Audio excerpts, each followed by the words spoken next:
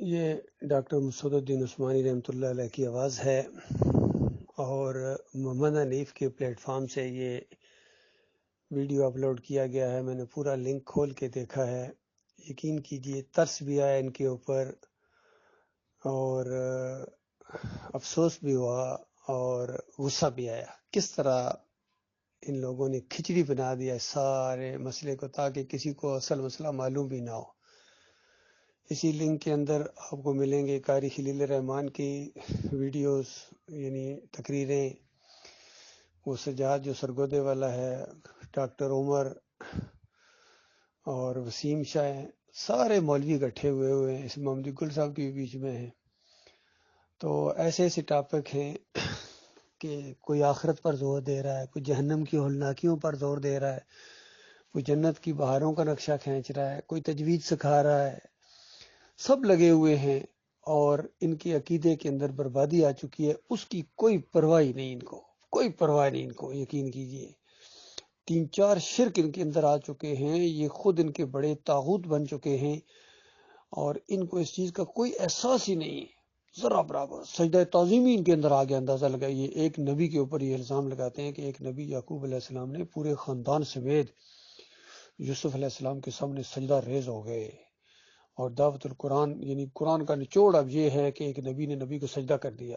اس کی تفسیر کے اندر شرک کا انجیکشن دے دیا محمد حنیف نے، اور سارے اس کے اوپر ڈٹ کے سارے اسی کی سائڈ لیتے ہیں۔ اللہ کی کتاب کو پسے پوئی ڈال دیا انہوں نے، اور ذرا برابر ان کو اللہ کا خوف نہیں ہے۔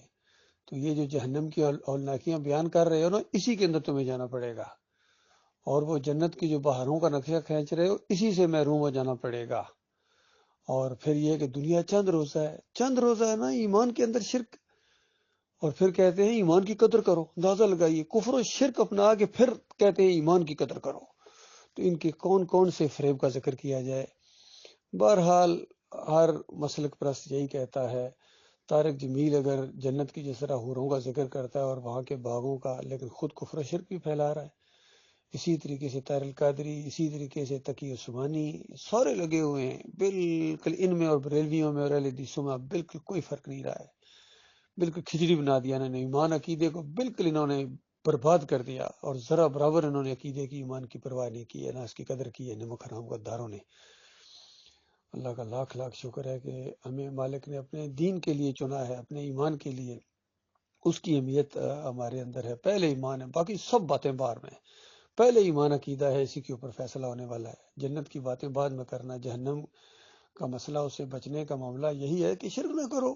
یہی تو ایک سادہ سی دعوت تھی، اسی شرک کے اندر، اسی گندگی کے اندر جا کے منہ مارا سب نے، اور پھر اس کا دفاع کرنے لگ گئے۔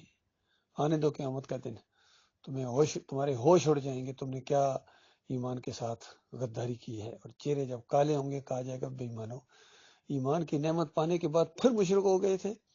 یہ جس شرک کے اندر تم مبتلا ہو، اس کے اوپر ڈاکٹر عثمانی رحمۃ اللہ علیہ بحثیں کیا کرتے تھے مولویوں کے ساتھ، اور فتویٰ لگا کے گئے ہیں کہ جن کا ایمان خراب ہوتا ہے وہ اس طرح تفسیر کرتے ہیں کہ یوسف علیہ السلام کو سجدہ ہوا۔ تو بالکل اسی طریقے سے جس طرح ضد میں آ کے کوئی تفسیر کرتا، محمد حنیف نے بالکل ضد میں آ کے تفسیر کی ہے، اسی طرح تفسیر کی ہے جو مشرکانہ انداز تھا، جس کے اوپر ڈاکٹر عثمانی رحمۃ اللہ علیہ نے فتویٰ لگایا تھا کہ جس کا ایمان خراب ہوتا ہے وہ اس طرح تفسیر کرے گا، اسی طرح پھر کی محمد حنیف نے۔